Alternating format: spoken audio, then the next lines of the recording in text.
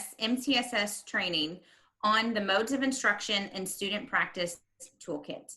I am Rachel Miner, an MTSS engagement resource teacher with the middle school zone. And I am Phil Berry, and I am a MTSS engagement teacher with Elementary Zone 3. Please take a moment to type the case-sensitive bit.ly into your web browser. This will allow you to access all of the links for the activities offered throughout the presentation. Also, Rachel and I have created a Google Doc for each of you to use as a reflection tool during this presentation.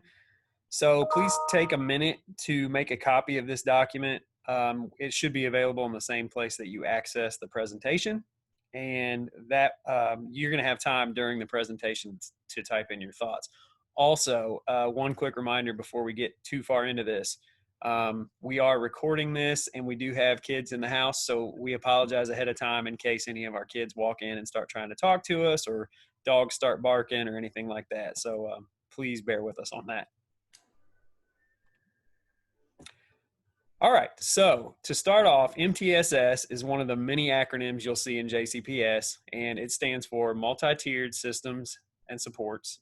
And the components of MTSS as a whole are these listed on the screen. So aligns resources and support for students and for teachers, support staff who deliver instruction, provides multiple levels of support for all learners, data-driven decision-making. We've got it's focused on overall school improvement that is sustainable, produces professional development that is aligned across school and district settings, and addresses academic, social, emotional, and behavioral development. So the MTSS Engagement Department is led by Dr. Naomi Brahim, and these are the big ideas of what we offer, derived from our mission and vision, focusing on core or tier 1 instruction. So the goal of the MTSS Engagement Department is to increase student achievement by equipping teachers with high-yield pedagogical practices to maximize student engagement. 6 MTSS toolkits were created to provide resources for tier 1 instructional practices to increase student engagement, reduce student behaviors, and to decrease disproportionality. Enhancing teacher efficacy that will positively impact student learning through the use of effective, high-yield pedagogical practices. Encourage equitable educational opportunities for all students through the use of effective, high-leverage instructional practices. Maximize student engagement within core instruction. Coaching for teachers and school staff to use as ongoing practice, feedback, reflection, and re-engagement to improve daily instruction. And train and model research-based instructional practices and strategies. So these are the 6 MTSS toolkits. By clicking on the toolkit image, you'll be able to access the MTSS department webpage and each of the toolkits. Today, during this training, we're going to focus on toolkit 3. Again, that's modes of instruction and modes of student practice. So this slide is going to show you the different resource teachers in our department. Again, we are led by Dr. Naomi Brahim. So as you can see, my name in zone 3 is highlighted. Rachel's name under middle schools is highlighted, but each zone and each level has their own resource teachers. So why do we need to provide multiple modes of instruction? As teachers, we need to be well-versed and fluent in implementing various modes of instruction. This includes providing a variety of opportunities in which students can practice skills being introduced into a lesson. So what are modes of student practice? Once students have acquired a basic knowledge and skill within any lesson, there's a critical need to supply opportunities for successful practice. However, there are keys to effective use and delivery of that practice. These practice strategies enhance learning and improve the student's prognosis for future performance.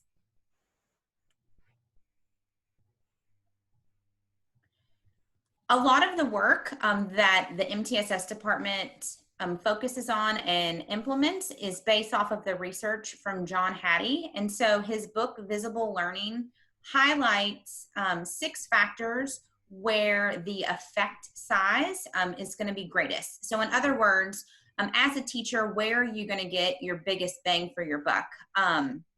And so if I encourage you to find a copy of this book and really look through it, and it will highlight some ways that you can just make some minor tweaks in your instruction, and you're going to see great strides from your students.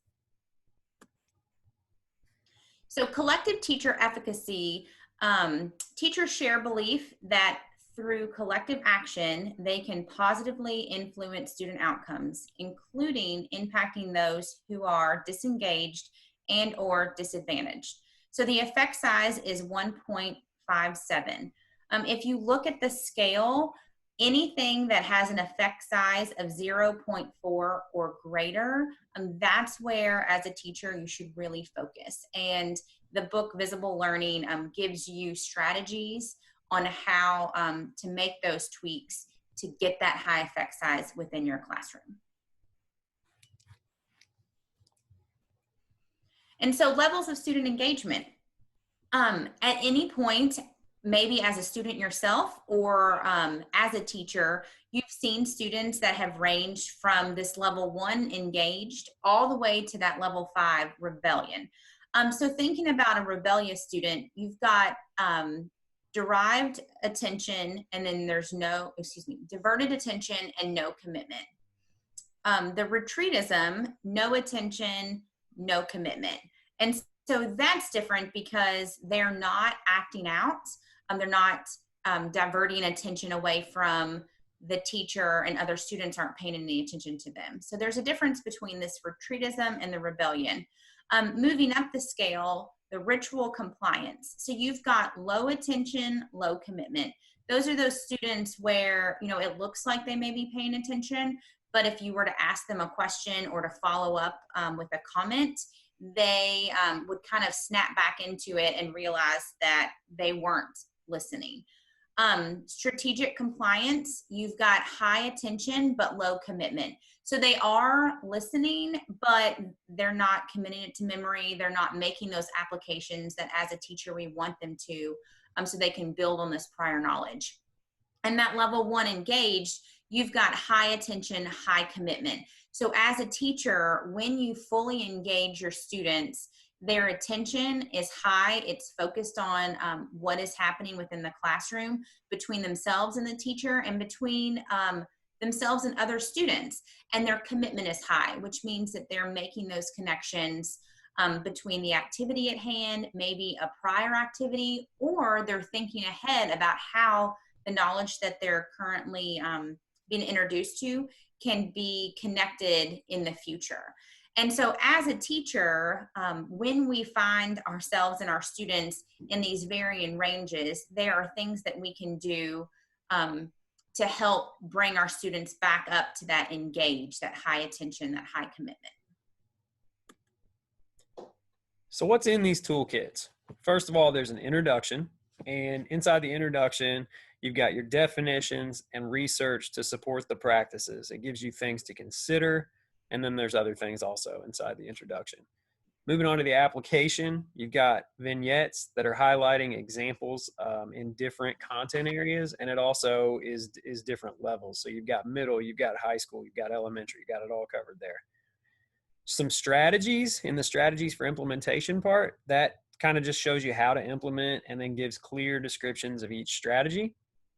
There's a teacher self-assessment, which gives you questions to reflect on, and also gives you an opportunity to kind of goal set and plan for some next steps. And then finally, there's resources, and that just is really a list that offers resources and also research to support all of the resources. So that's what you can find inside of the toolkits. So our learning intentions and success criteria for today's training. First of all, the learning intentions, we will develop an understanding of the success criteria for the modes of instruction and student practice toolkit. We will self-assess current implementation of high yield instructional strategies related to the conceptual foundations of modes of instruction and student practice. We will identify high-yield pedagogical strategies for implementation to increase student achievement. And I promise you, we're getting to those high-yield strategies. And then finally, our success criteria. I will reflect on these practices and make connections using the note-taking tool to utilize throughout the school year. So the reason, again, that we gave you that note-taking tool is that we know how these trainings go. You go through a training and then you're excited about it, but then you go to another training and oftentimes we forget what we heard. So we wanted to give you this tool that you could hopefully save in your drive and be able to look back on throughout the year and kind of jog your memory. So first, modes of instruction. Teachers need to be well-versed and fluent in implementing various modes of instruction. This includes providing a variety of opportunities in which students can practice skills being introduced in the classroom. And then modes of student practice. Once the students have acquired a basic knowledge and skill within any lesson, there's a critical need to supply opportunities for successful practice. However, there are keys to the effective use and delivery of practice. The following are practice strategies that enhance learning and improve the student's prognosis for future performance.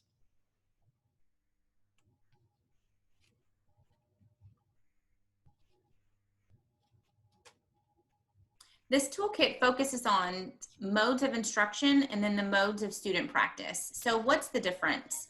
Modes of instruction, techniques used to deliver instruction during a lesson. And then modes of student practice is opportunities in which teachers facilitate student practice in authentic ways. So the modes of instruction occur before the practice, and then the teacher sets the student up for success with authentic and independent activities.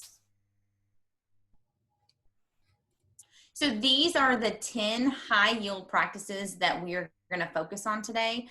You can see in the left-hand side, the modes of instruction. We're going to focus on direct instruction, reciprocal teaching, problem-solving teaching, mastery learning, worked examples, and then the jigsaw method.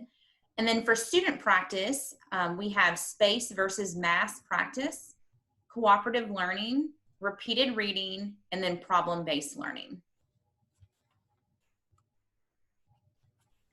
So at this time, Phil had referred to the reflection document. If you would go ahead and pull that up. So whether you split your screen or you have a hard copy of it and you're just gonna take notes that way, I'd like for you to just go through those 10 high yield practices and rate yourself on your current knowledge of each. So a 3 would be a practice that you've used and or you're familiar with. A 2, the practice is new to you and or you've never used it. And a 1, practice you anticipate will be the most challenging. So there's quite the difference between 1 and a 2. So just be mindful as you go through and you rate yourself on those 10 high yield practices. And we're going to give you about 40 seconds to do that because we know that some of you may need to pause the video. And if you do, that's fine. And again, if you pause, you can start it up whenever you want, but I'm going to give you just a little bit of time here.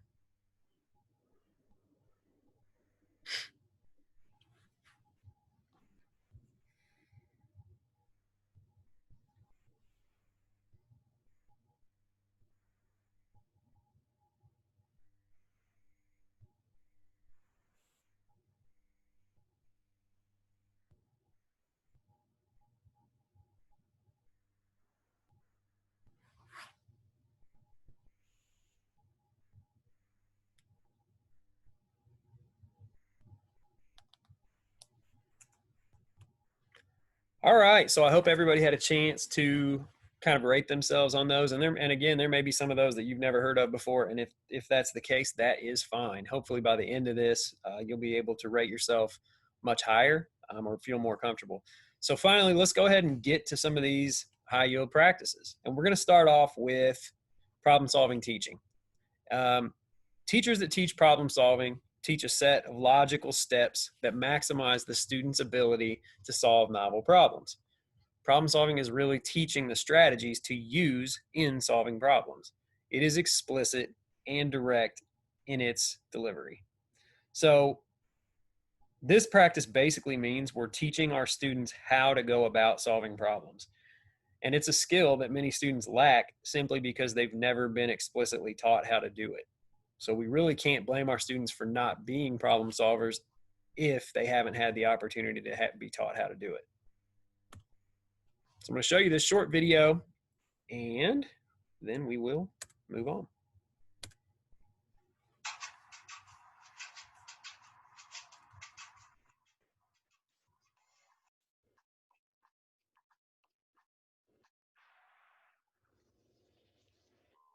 That's not good. Oh, I don't need this. I'm already late. Somebody will come. Anybody out there? Do you have a phone? No. Sorry. Somebody! Hello? There are two people stuck on an escalator and we need help. Now, would somebody please do something?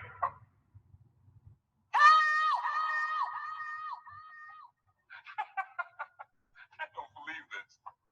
You gotta be kidding me. I'm gonna cry. Well, there's nothing else left to do.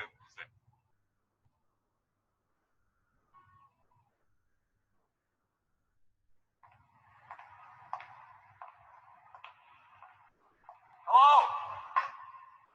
Hey, don't worry about it. I'll fix it in a second. He said he can fix it. All right.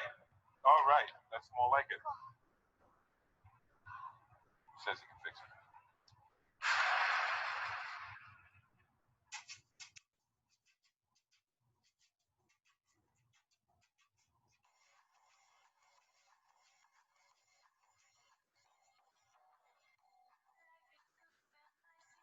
Sunlight in the morning, lying in my bed, it's Monday 10 a.m. Walk across the room and open up the window, feel the fresh air. All right, so that video is a pretty good illustration of what it's like for us to not know how to solve problems. And I'm sure that there'll be times in the classroom when we have experiences that feel very similar to what it felt like watching that video. I know for me, every time that I've watched that video, I've always thought back to my own classroom. And there are times when the students are doing something and I look around the room like, wow, no one in this room has any idea how to solve this problem. So we've got to it's our job to make sure that our students understand how to solve problems. So some principles of teaching problem solving. We have to model a useful problem solving method. We have to teach within a specific content, help students understand the problem, take enough time, ask questions and make suggestions. So rather than just kind of telling them how to get there, kind of prompting them with questions and suggestions that'll lead them there, and then link errors to misconceptions.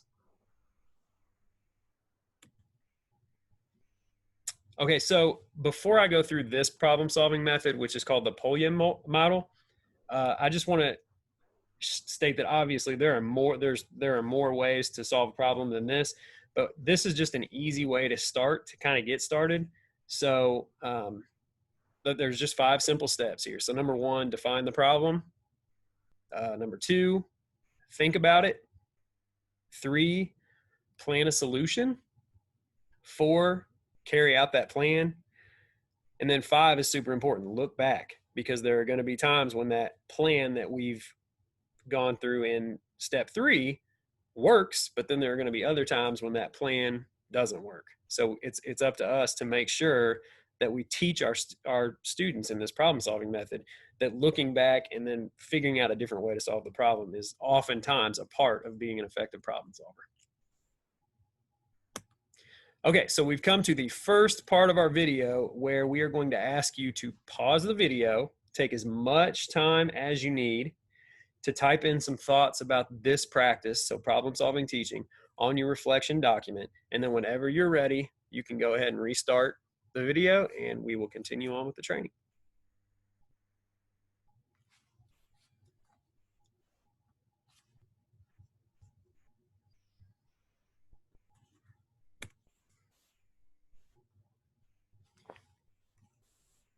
Our next high yield practice is mastery learning. So this is the use of formative assessment to allow students to continually perfect skills. It involves small instructional units that are mastered before moving to the next skill and opportunities to repeat previous steps. No student proceeds to new material until prior or more basic prerequisite material is mastered.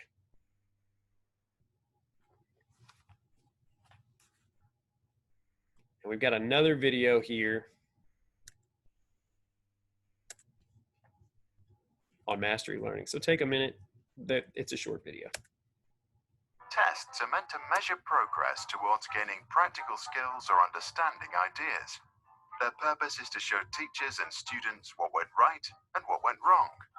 Unfortunately, too many times we fail to act upon what tests find out. Instead of fixing the gaps that tests identify, students are pushed through the school system with poor test results and bad grades.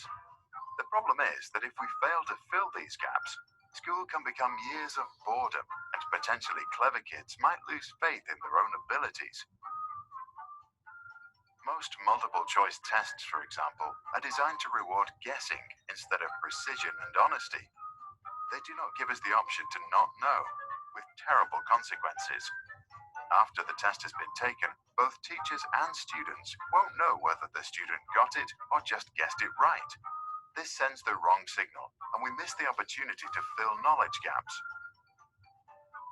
Mastery learning, an educational philosophy first proposed by Benjamin Bloom in 1968, offers a solution. Under mastery learning, students must achieve a level of excellence, which could be 90% on a maths test, before moving forward. If students do not achieve mastery on the test, they go back to study and then get tested again. This cycle continues until the student gets it right. Only then may they move on to learn the next thing. In 2011, the Khan Academy, a non-profit organization, and the Los Altos School District showed that great things happen if math students advance only if they fully understand a concept. 6 months into the experiment of passing only students that fully mastered a concept, the number of advanced math students doubled, and 6% of the weakest group joined those at the very top. What do you think? Does it make sense to teach a student who doesn't understand 8 times 3 equals 24 how 1/6 of 24 equals 4? It's almost like saying, you don't know how to swim in a pool? What the heck? Try and jump into that river. Enlighten us with your perspective or share relevant links on this topic in the comments below.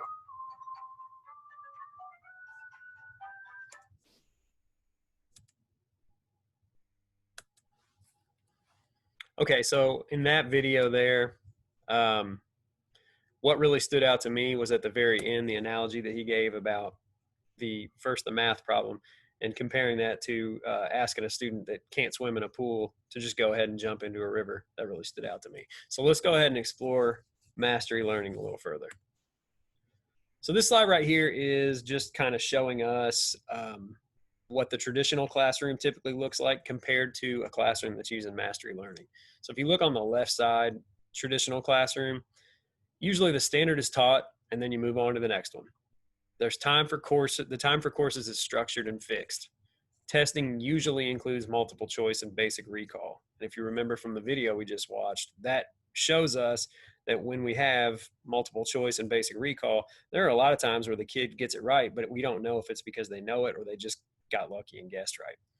Same age, same page. So everybody, if you're in this grade, you're this age, you're doing the same thing. Formative assessments are given, but students don't typically have the opportunity to retake. Now let's look over at the right side to mastery learning. So the learning should be held constant and the time should be allowed to vary. Increased instructional time, multiple chances to re-engage in the material being taught. performance-based tasks requiring application of skills and knowledge rather than just the basic recall and multiple choice. Instructional alternatives provided based on student learning styles. So that's all about differentiation. Students are formally assessed until they reach mastery. Now, we're going to go ahead and let you pause again. This time, when you are going back to your reflection document, I want you to think, because with mastery learning, you may have takeaways. You may also have some questions that you have. So it might be important to jot down the questions too, because later Rachel and I will give you our information. And if you do have any questions, feel free to reach out to us. So go ahead and pause now and go to mastery learning and just jot down some of your thoughts, please.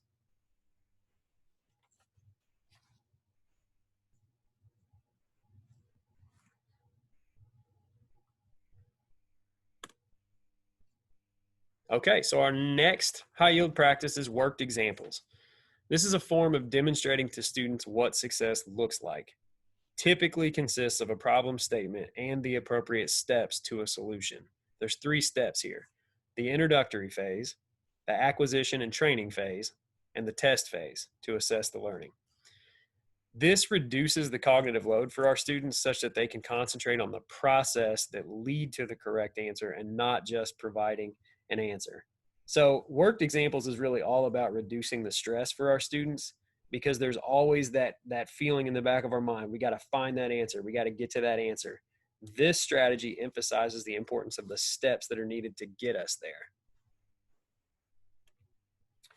So on this page, you see a couple of examples that could be used these are worked examples.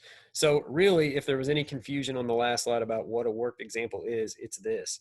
There are, rather than questions, there's the steps to finding an answer or to finding some sort of solution are shown. So we've got an elementary example about multiplying fractions, and then we've got a middle or high school example about finding the volume.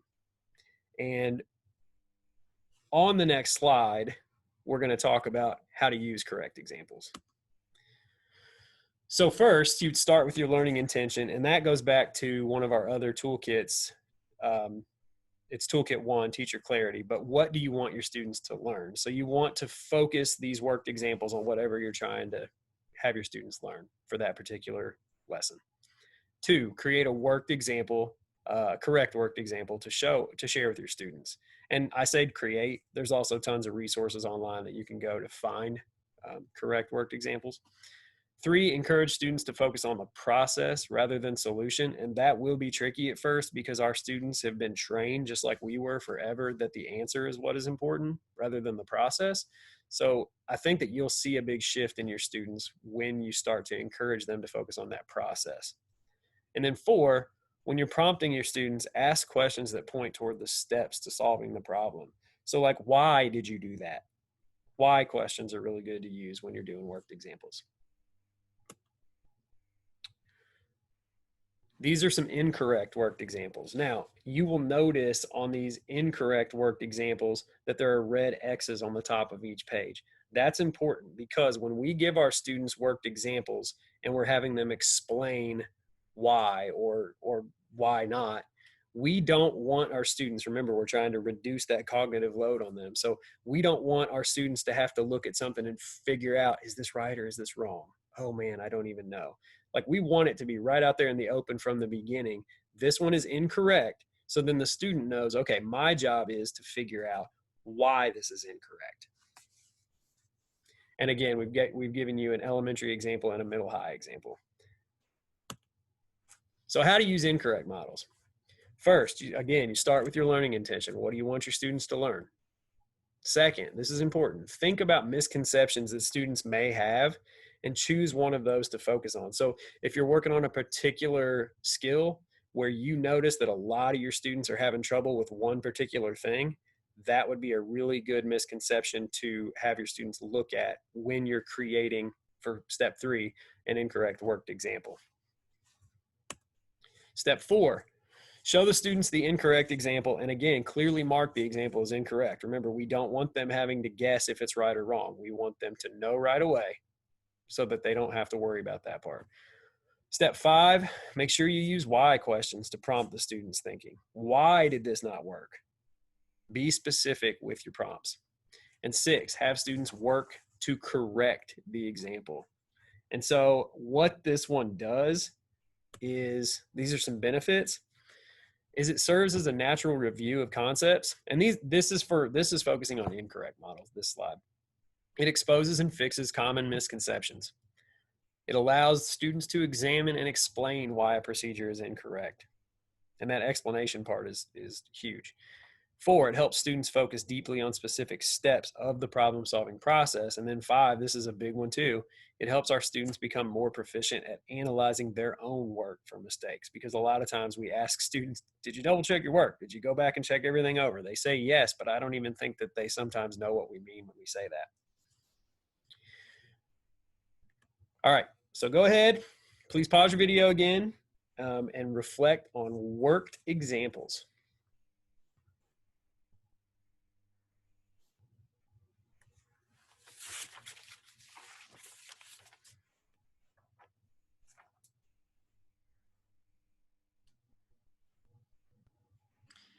So next we're going to focus on the jigsaw method. The jigsaw strategy is similar to a jigsaw puzzle in that each student's part represents a piece. Each part is essential for the completion and full understanding of the final product.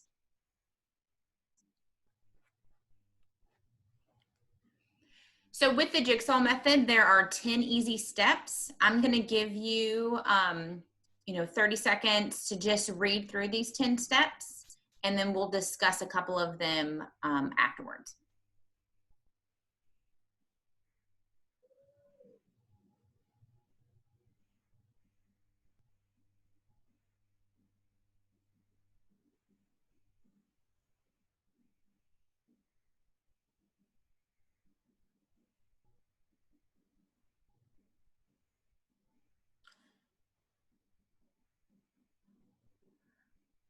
All right, so as you can see, because there are 10 steps, this isn't a strategy that you can just decide on a whim to introduce to your students. You need to have some planning going into it and also some modeling. A lot of times I know as a teacher, we get frustrated when we want to try something new and it just doesn't work. And our students just need the modeling. They need to try it more than 1 or 2 times. And so because of these steps, because there are different roles, it's important to give yourself grace and your students some grace when you go in to try this method. So some benefits of the jigsaw method. It provides a structure for students to work in collaborative groups. It also makes learning stick. You gain practice in self-teaching, and it encourages active learning. And so whenever students are, working collaboratively, not only are they retaining the information more because they're required to talk through it, but students are able to gain different points of view from their colleagues. And so it helps to build that culture and climate within the classroom as well. So some potential problems. We've got dominant students, struggling students. There could be some boredom for high achievers and competitive learning mentality. And so, when you have your dominant students that often take over class discussions and group work, that's where, the planning process for the teacher really comes into play, thinking about, what role would these students maybe best be suited in, or what groups, should they be divided up? Should we put them together? Knowing your students, again, is really important. Your struggling students, the students that often take longer to learn and master the content, again, it goes back to that planning process. What role should they have in this? And students should never just be pigeonholed into the same role over and over again. You really, as a teacher, can find strengths that you maybe didn't recognize in students, and maybe they didn't recognize in themselves when they're given these different opportunities. And then our boredom for high achievers. We've all seen high achievers become disengaged because they feel the task is boring. And so that could go into, with a jigsaw, maybe there is an additional part of the activity that some high achievers could do, above and beyond. And then the competitive learners, in many classrooms, we create an atmosphere of competitive learning where students are trying to outdo and outperform each other. That goes back to that culture and climate. And so ideally, we should be creating an environment where students feel safe to take risks. They feel safe to take on a role, such as in a jigsaw strategy, where they may be less comfortable, but they know that as a teacher, you're going to be there to help support them throughout. And as the school year goes on, they recognize that their peers are there to support them as well. So I'd like for you just to take time, and then how can the jigsaw method address the potential problems? I hit on a lot of them. Maybe you can think of another potential problem that could come along with the jigsaw.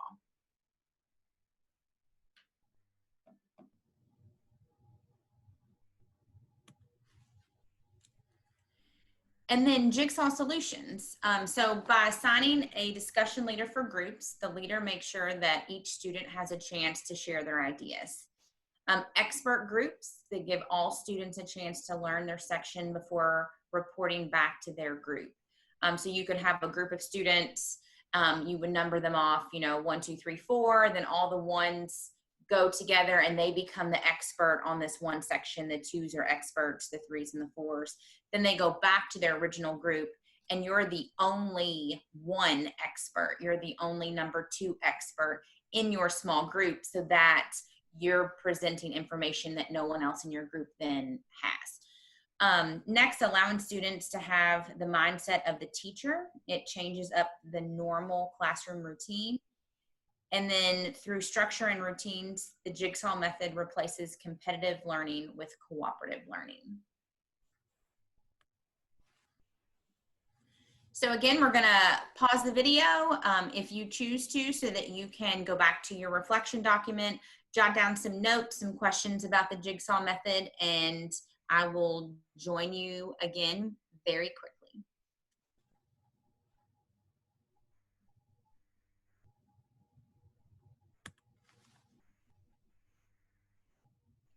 All right, next we are going to focus on cooperative learning. And so with cooperative learning, it involves a small group of students with varying levels of ability, engaging in learning activities. So students work together to create shared learning goals rather than working alone or against each other. So that goes to that competitive learning that we hit on the last one. So benefits of cooperative learning. I'm going to give you a moment to read through those, and then I'm going to highlight just a couple bullets.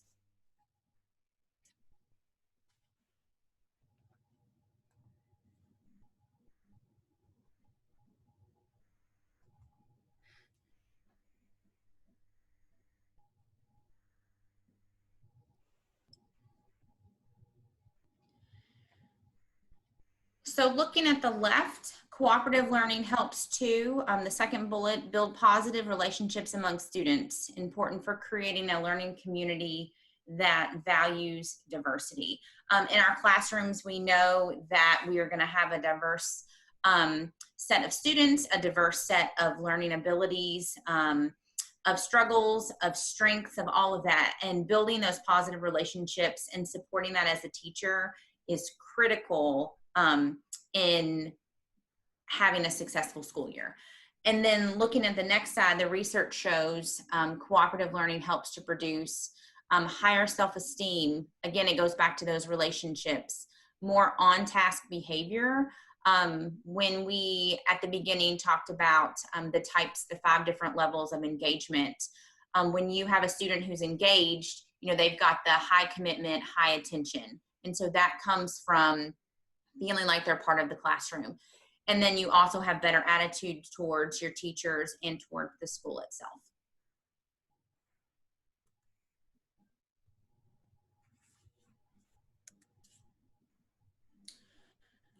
All right, collaborative learning examples. So ask students to number off 1 to 4 in each group. So this is a way that you could utilize this in your classroom. Students number 3 and number 4 have a discussion about the topic posted. Student 2 listens to the discussion and can ask clarifying questions, where then student 1 only records what is discussed and verbalized.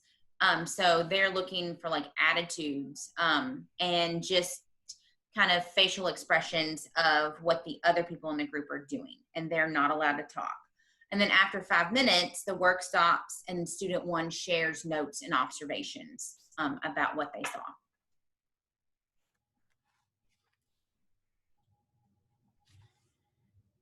So consider this. So be intentional when assigning a task. Again, it goes back to those relationships, knowing your students, assign students that are usually your, quote unquote talkers. They could be the number 1 and number 2s. It requires them to kind of take a step back and let other students in the class have the floor, be the talkers for once. And then assign students who tend to let others talk, be the 3 and be the 4. If you have group members that are dominating groups, this is a good way to make those team members take a back seat. Because all group members have a task, the activity does not allow group members to check out. So again, it goes back to being thoughtful in the process of creating those groups. Each role requires different skills, so teachers could assign roles based on students' needs, and then introduce the strategy with a non-academic topic in which students have an interest. And that's a really good strategy to use when you're introducing a lot of new strategies in your classroom, because the kids don't feel like there is a grade attached or performance attached to it. It really gives them a safe zone to really try what you're asking them to try. So at this time, you can pause the video, go back to your reflection document, jot down notes, ahas, anything that you have about cooperative learning.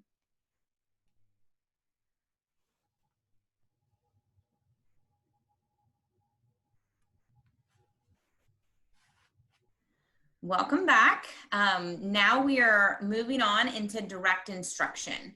So direct instruction refers to any instruction in which the teacher takes responsibility for selecting the examples and models for the students while connecting to prior learning and creating contextual relevance for students, and provides instruction that involves high rates of student engagement and provides multiple opportunities for students to practice with feedback.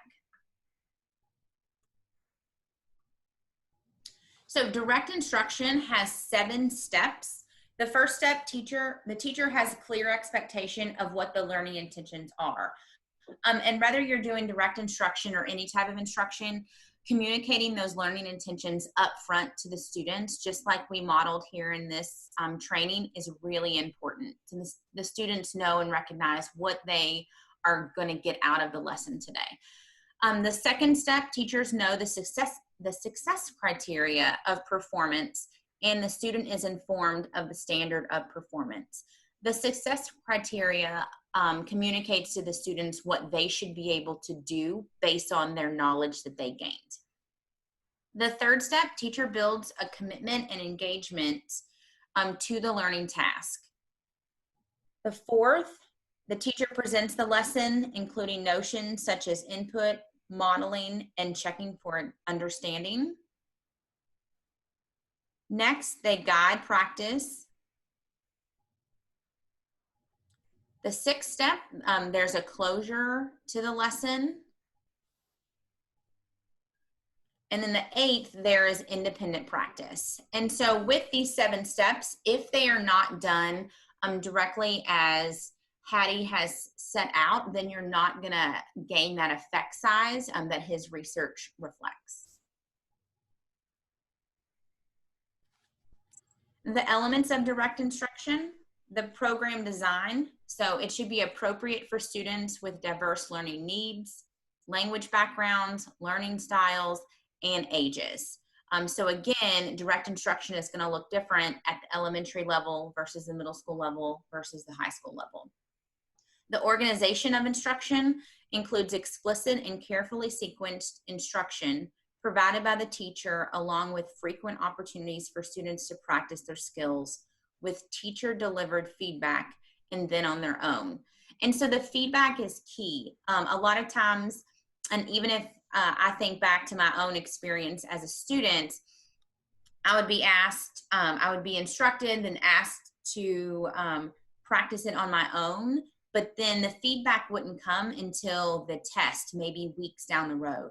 And so with direct instruction, as the teacher providing feedback as quickly as students are practicing, and along with that, that is where students are going to recognize misconceptions.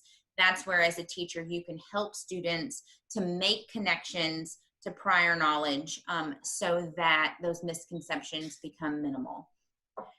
And then the next element, the teacher-student interaction, you increase opportunities for students to respond and to receive feedback.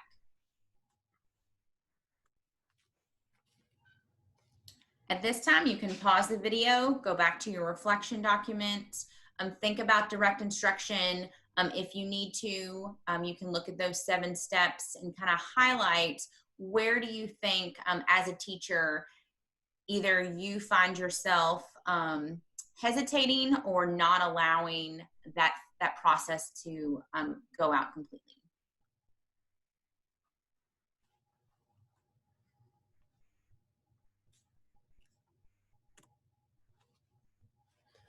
Okay, everybody. So next, we've got problem-based learning.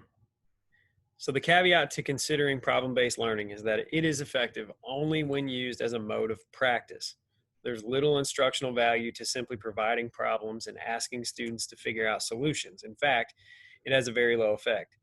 Rather, teachers should teach how to solve problems and then present them with authentic examples for practice. So this one clearly goes along with problem-solving teaching.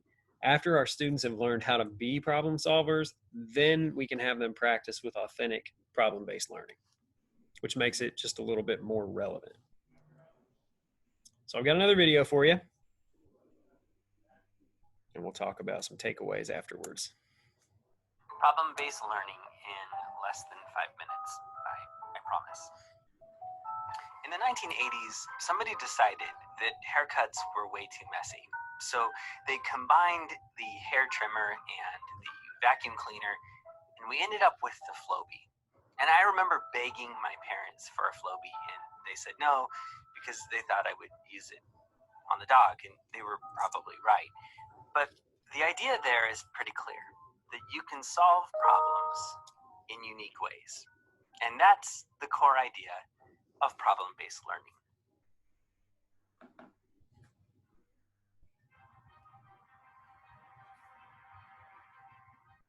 Number 1, the need for problem-based learning. School exists in a one-size-fits-all factory model where students are expected to passively consume content. But here's the thing, kids aren't widgets, and one-size-fits-all is great for socks but lousy for minds.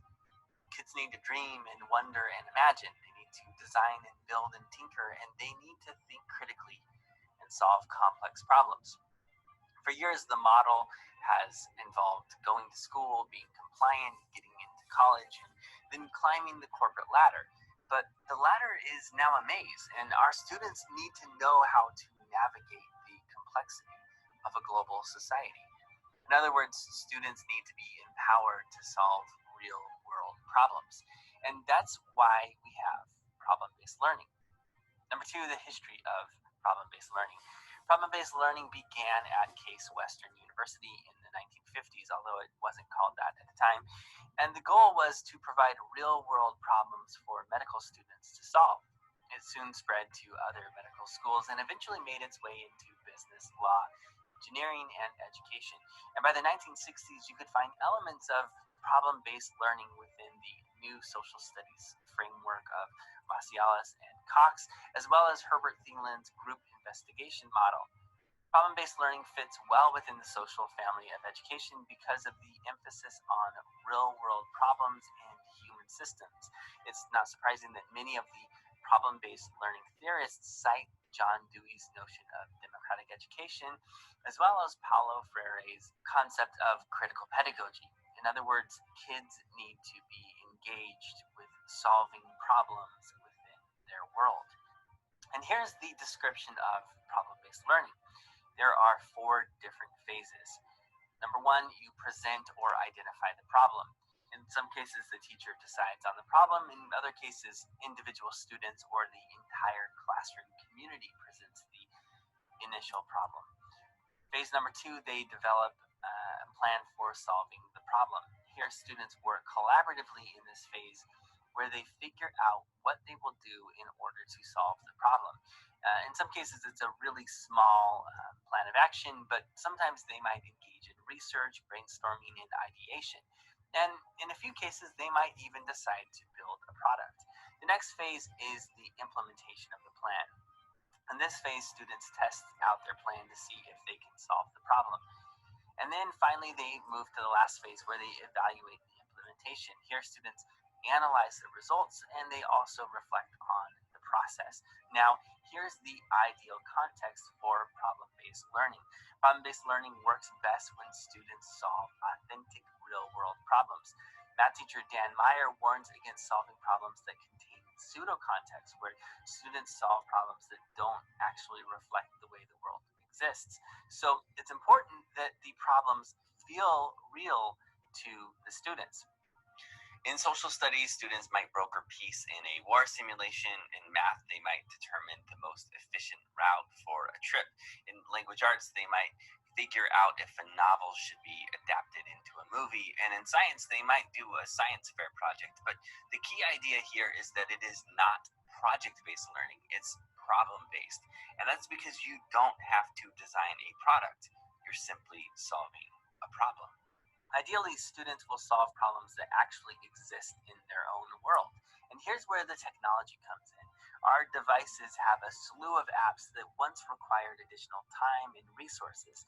And problem-based learning provides a model that taps into both the connective and creative capacity of technology so that students can access the tools and the information to solve these real-world problems. So that is basically problem-based learning in less than 5 minutes.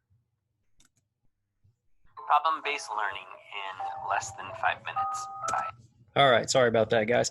So just a couple of things to point out about that video. First of all, John Spencer, I got to see him speak a couple years ago, and he's pretty awesome. He's like the problem-based learning guru.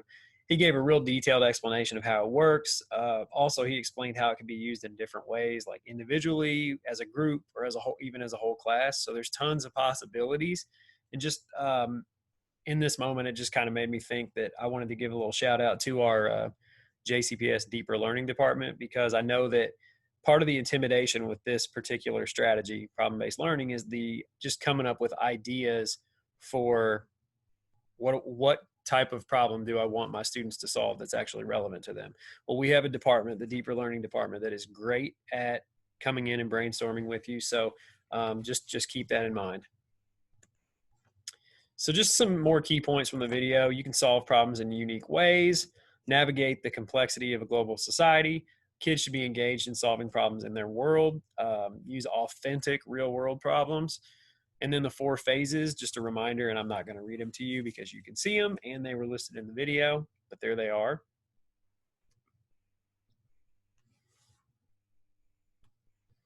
And so just some benefits of problem-based learning. It emphasizes learning as a process that involves problem solving and critical thinking, provides opportunities to address broader learning goals that focus on preparing students to be citizens rather than just, sometimes what the outside world thinks of them as is maybe test takers, but we're definitely preparing them for more than that. So this gives us some real authentic opportunities to help them prepare. And then last, they gain experience in tackling realistic problems. And we put an emphasis on communication, cooperation, and to help them formulate ideas and develop reasoning skills. So a lot of this stuff goes along with the backpack initiative too. I also wanted to point out on this particular slide that if you look down at the bottom right corner, there's some more links for some more information if you're interested. And remember that you could access this presentation and all the links that are in it by using the bit.ly that was listed on the very the opening slide. So if you didn't get a chance to jot that down and you're interested in more of these, please check that out. This is where I would normally tell you to pause and go to your reflection sheet, but you already know what to do, so go ahead and do it.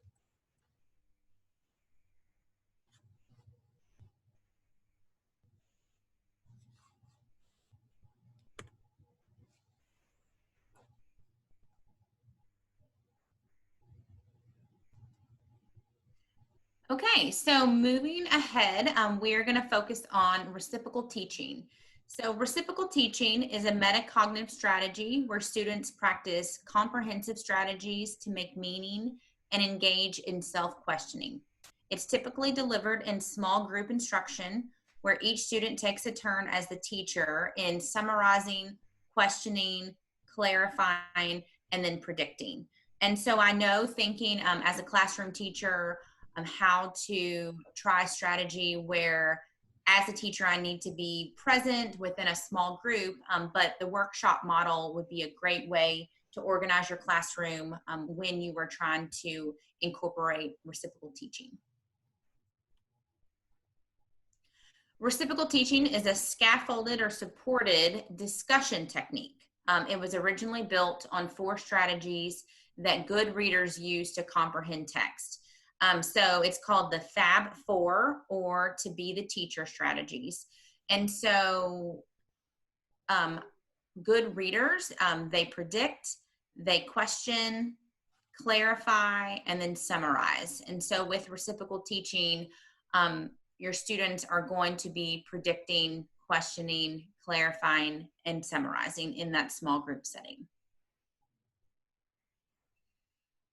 And so those 4 different roles, summarizing, so highlights the key ideas in the task. Questioning, poses questions about the task, including unclear parts, puzzling information, and connections to other concepts.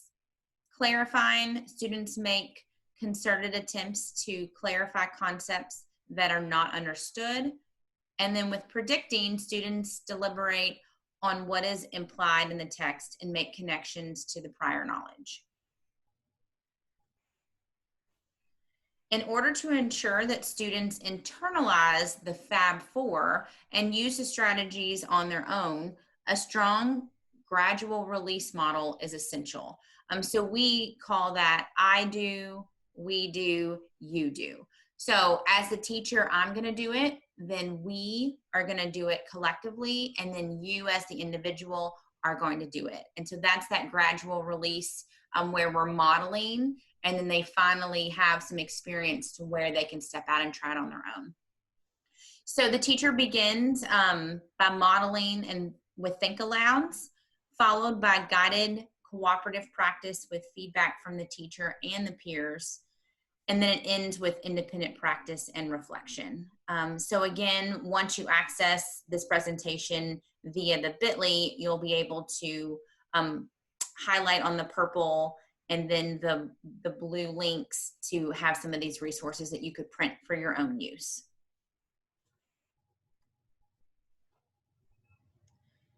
And so to model this, for example, you could give your students a picture such as this picture here. So I'm going to just give you a moment to really look at this picture and to predict, question, summarize, and clarify what you think is going on.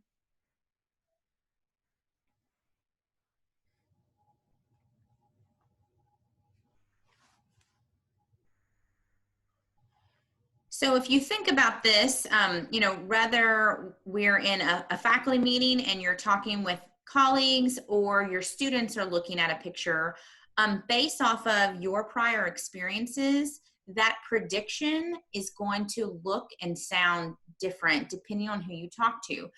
So this is a great strategy to use for students to see different perspectives of their classmates. So with predicting, using a photo, what is a prediction that you can make from this picture? With questioning, pose a question based on the picture, then summarize what you notice in the picture, and then clarify the question posed. So these are just, again, some examples of how you could incorporate this model in a non-academic setting to get students familiar with what reciprocal teaching would look like.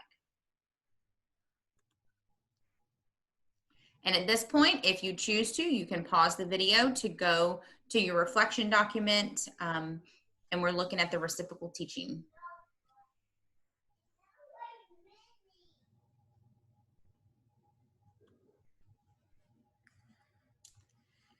And so now we are going to look at repeated reading. So repetition builds fluency. And while this refers specifically to reading, there is wide evidence of the value of repetition. However, teachers must take the other strategies here into account when considering how to use repetition in a spaced and authentic manner. So reading, repeating description. Early research described repeated readings as reading a short passage of 50 to 200 words several times silently and aloud until sufficient levels of rate and accuracy are attained. It involves corrective feedback from an adult as well as student goal setting and self-monitoring of progress. So with this short passage, once you read it silently a couple of times, students could identify maybe words that they are unfamiliar with, that they are unable to sound out and say properly, and helping students to identify that, if there is a word that they don't understand the meaning, then it's okay to either ask for clarification or being able to go and find that clarification out on their own. Further studies reveal the following essential instructional conditions. So repeated readings must be performed in the company of an adult who reads the passage first. So if you have a student who hears the passage initially, that may help with some of those words that they are unfamiliar with. And then it requires the text to be read 3 to 4 times by the child, and it involves corrective feedback. So again, you've got a difference between some early research and some later research on the repeated reading. The benefits include building fluency and automaticity, improving comprehension, promoting the habit of rereading. Most successful students see it in an authentic purpose. And then connected to JCPS, if you are an elementary school teacher, many of our elementary schools focus on the work of Jan Richardson, which incorporates rereading in her reading workshop lessons. So if you are unfamiliar with Jan Richardson, you could reach out to an administrator in your building or at a different school, and there are plenty of resources via JCPS.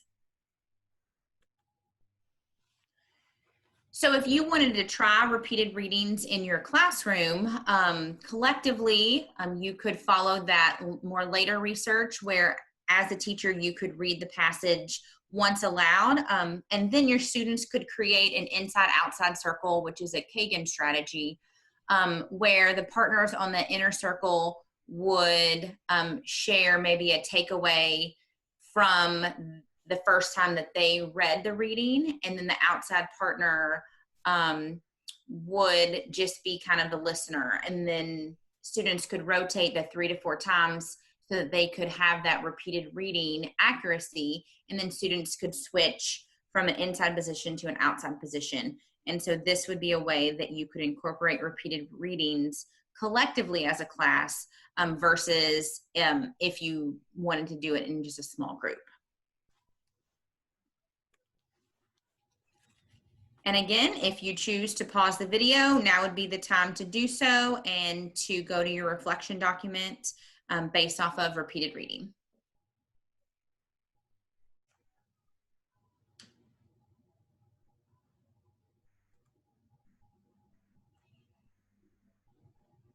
All right, so spaced versus mass instruction. In space versus mass, students should have frequent and deliberate practice opportunities of correct academic responses until mastery is met. These practice sessions should be relatively short in duration and occur over a long period of time, as opposed to long practice sessions over a short period of time.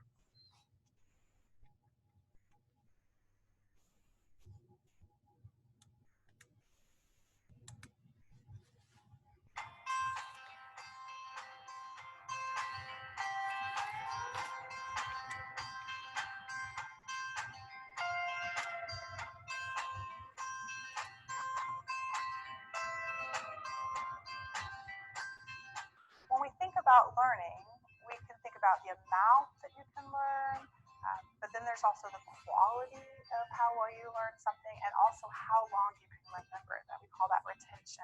There's some evidence to suggest that spacing out studying as well as retrieval practices can actually help you learn it in a way that allows you to transfer it to other situations, which is a measure of how well you learn it.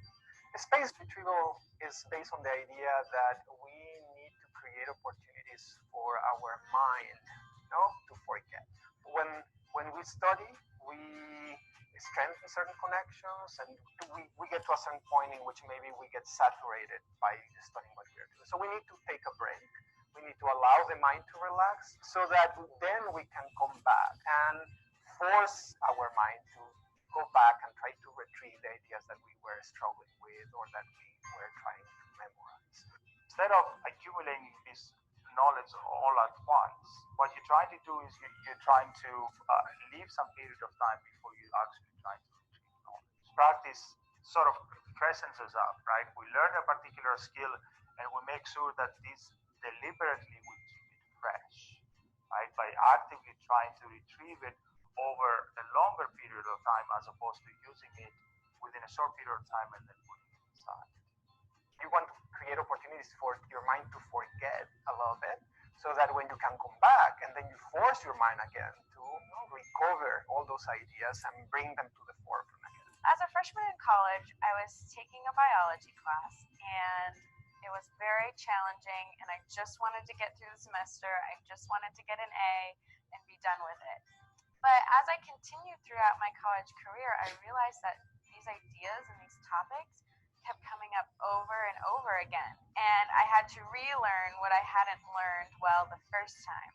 One thing that's very important is to realize that the things that you're learning are going to build on each other. And if you learn it right the first time, it's going to help you very much as you continue throughout your college career and throughout your career after college. Research in cognitive psychology on learning and memory has taught us this very basic principle about rehearsal. That if you rehearse things over and over and over again in a short period of time, it's very inefficient. You will learn, but it takes you a long time and you tend to forget that information very quickly. The idea is that you need to learn to monitor also how much time you need to invest, but that you recognize that you need to invest time maybe on a daily basis to go over core ideas in your different subjects. You want to go back maybe in 2 or 3 days and review the information, and then you space it out a little bit further and go back another week after that and review the information, and then a month after that and review the information. If you do that, we call that spaced retrieval.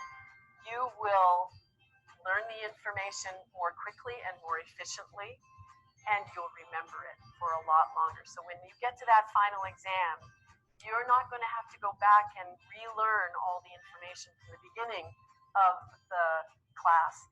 It's still there, and you can do a much better job of just reviewing it quickly and having it available when you get to that final.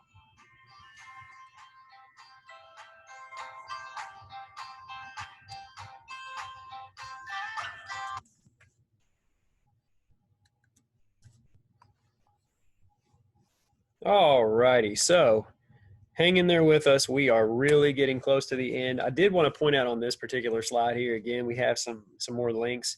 So just remember you can access those through the bit.ly. I sound like a broken record because I know we've said that to you so many times. But just to recap that video, the retrieval practices and spacing out study can help you learn it in a way to transfer learning to new situations. It refers to breaking up the time of study into shorter sessions rather than spending a ton of time on a subject in a single setting. I know we've all done that. Spaced practice is the process of distributing multiple study sessions over a period of time to improve our long-term retention. And spaced retrieval will help learning be done efficiently, quickly, and you'll remember it a lot longer. So really in this practice, we're trying to avoid cognitive overload, which we've all experienced.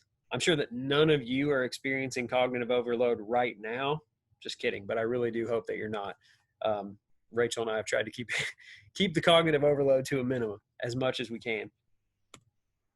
So some application of space versus mass practice. The research shows that deliberate practice is more effective when spaced or extended over a time span with not too much lapse in between practice sessions.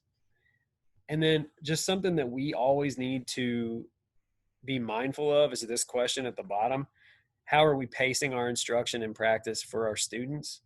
Because I think that a lot of times we get caught up in the standards have to be taught and we have to teach them in this order. And so we just kind of we try to cram it all into that one long study session or that one long week when we may be better off kind of planning ahead to pace it out so that they're getting it, but they're getting it in short chunks over a longer period of time.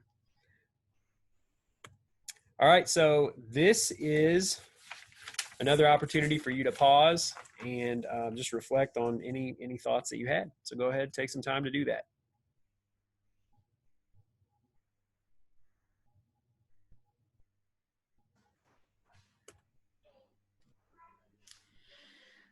Okay, so if you look at your reflection document, you should have some type of reflection, questions, ahas, takeaways for 10 of the high yield strategies that are involved with this particular toolkit modes of instruction. So with the toolkit and with anything that we do, there are some considerations. So keeping in mind exceptional child education. So we're going to have students in our classrooms with IEPs, with 504s. And so providing those modifications to students so that they can fully experience these strategies in a regular classroom or a different setting is important also. We also have early childhood. And so just because a student may be 4 years old, it doesn't mean that they're too young to learn from each other, to be heard from the teacher. And so just keeping that in mind. And then also that culturally responsiveness. So depending on the school environment that you're in, the classroom environment that you create as a teacher, being culturally mindful is going to not only build that positive relationship between your students, between the families of those students that you serve, but also between grade levels in your school and then overall for the school in general. And then the project-based learning, anything that we do, anything that you do as a teacher, you could make a twist for that project-based learning so that that engagement level could be increased also among your students. All right, so we have come to the end, and I'm going to try to get this video out of the way so you all can see what this says. But just if you need more information about the MTSS toolkits and other high yield practices, please visit our website, and the website's listed there. Rachel and I really want to thank you for taking the time to watch this presentation. We hope that you've gained something from it, and we also wanted to just remind you that on that reflection sheet or just anything that comes to your mind, if you have any more questions or anything else that we could help clarify further, you have our email addresses listed at the beginning of the presentation, and feel free to reach out to us whenever. And if you are not in our zone or our level, we can definitely get you in touch with our colleagues that are. So thanks again for watching. Yes, thank you.